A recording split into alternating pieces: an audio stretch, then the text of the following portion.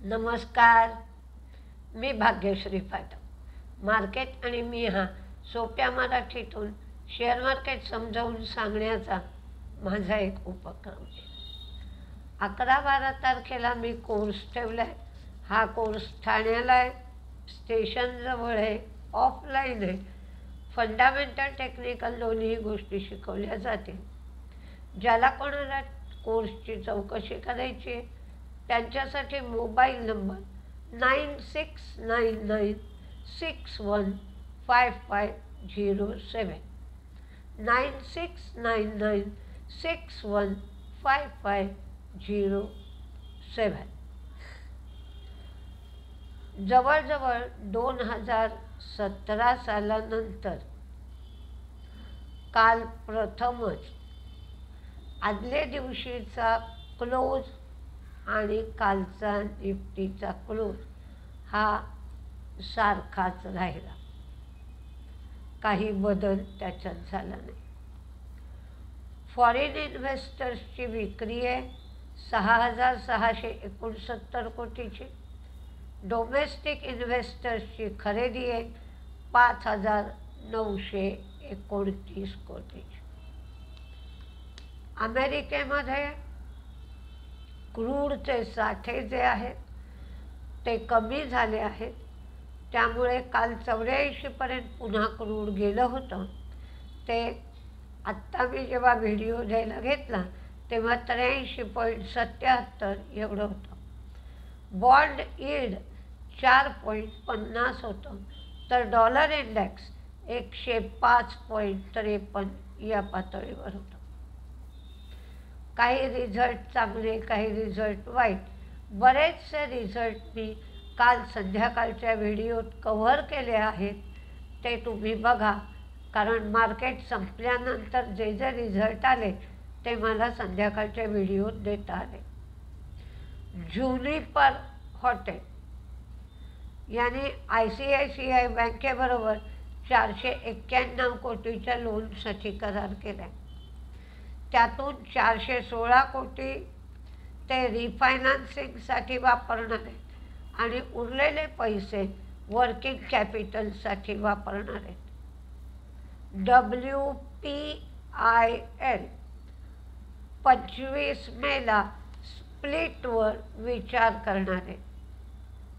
RVNL 167 कोटीची order south eastern रेल्वेकडून मिळाली आहे.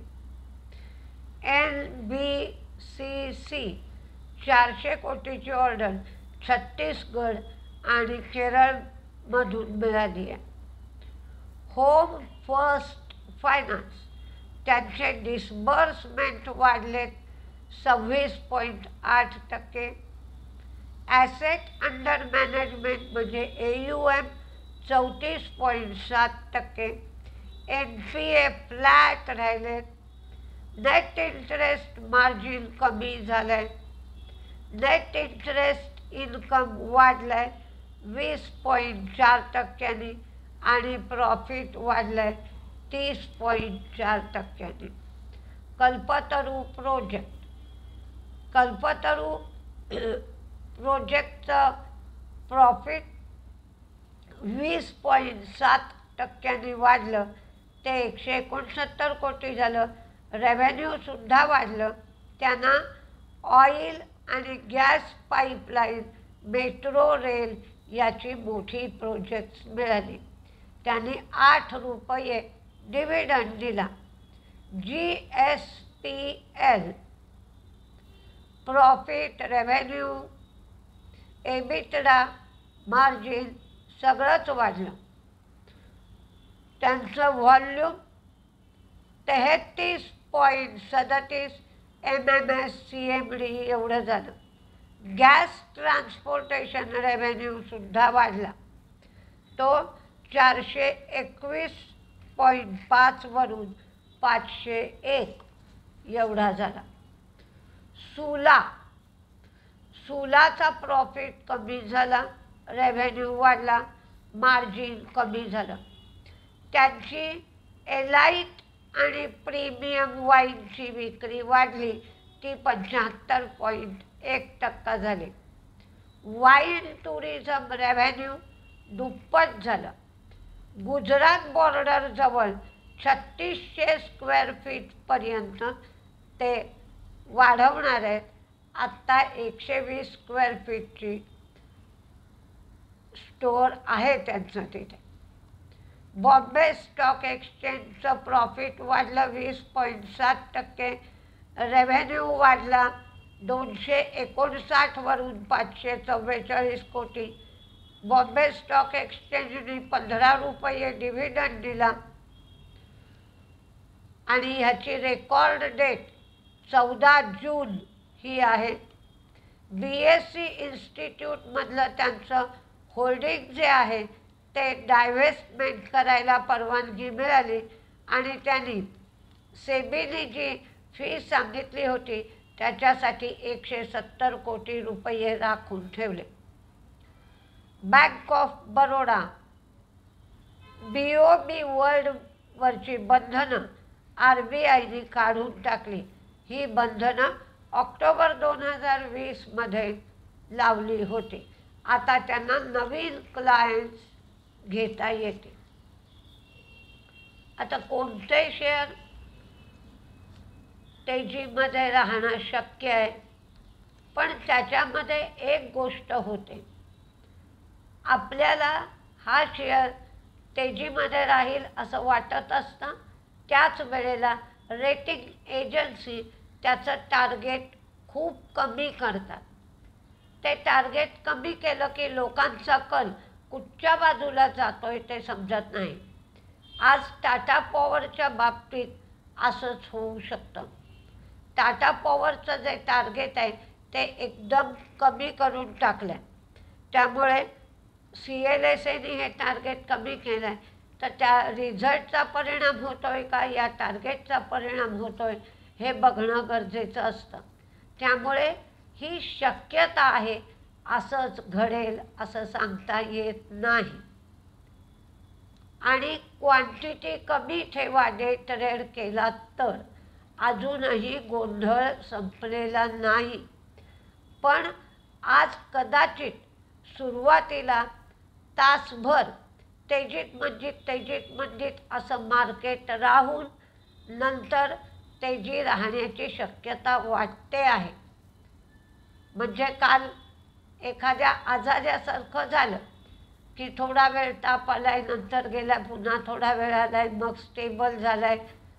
मग जर कुठेही जगभर काही गोंधळ झाला नाही तर आज 1 तास 1.5 तासानंतर तेजी येईल असं मला वाटतंय.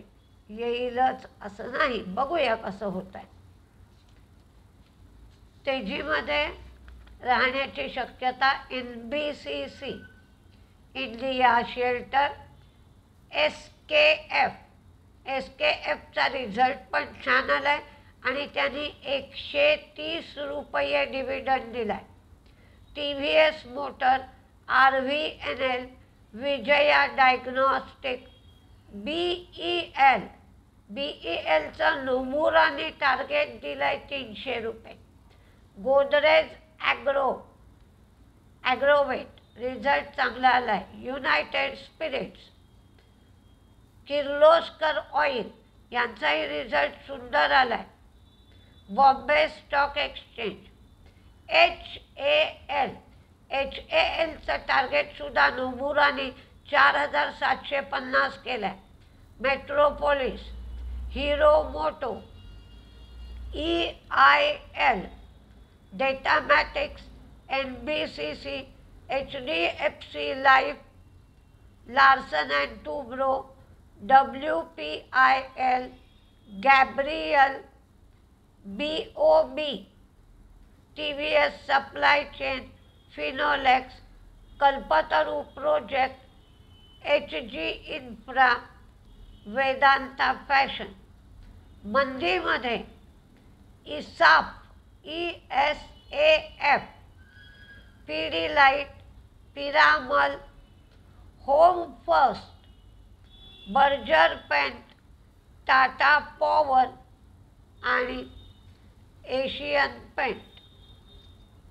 22,250 या लेवलला 50 दिवसाचं मूव्हिंग ॲव्हरेज आहे आणि 22,400 या लेवलला 20 दिवसाचं मूव्हिंग ॲव्हरेज आहे. 22,250च्या खाली मार्केट गेलं तर मंदीत जाईल. 22,250च्या वरती जर राहिलं तर 22,250 ते 22,400 अशी एक काही प्रमाणात 50-60 पॉईंटची तेजी मिळण्याची शक्यता वाटते. पण पहिला तास दीड तास दोलायमान राहील असंच वाटतंय. बघूया काय होतंय ते. मला काय वाटतंय याच्यावर मार्केट चालणार नाही आहे. मार्केटला काय वाटतंय त्याप्रमाणे आपण आपल्यामध्ये बदल करायला शिकले पाहिजेत. आणि हे बदल वाट बघत बसून आपलं नुकसान होतं. तर वाट बघत न बसता पटकन बदल करावेत. आणि ज्याला हे पटकन बदल करता येत नाही त्यांनी आपल्या ट्रेडची क्वांटिटी कमी ठेवावी, म्हणजे नुकसान कमी होतं.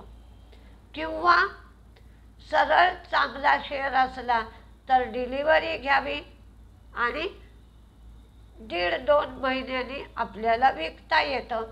तेवढं आपल्याकडे भांडवल ठेवावं.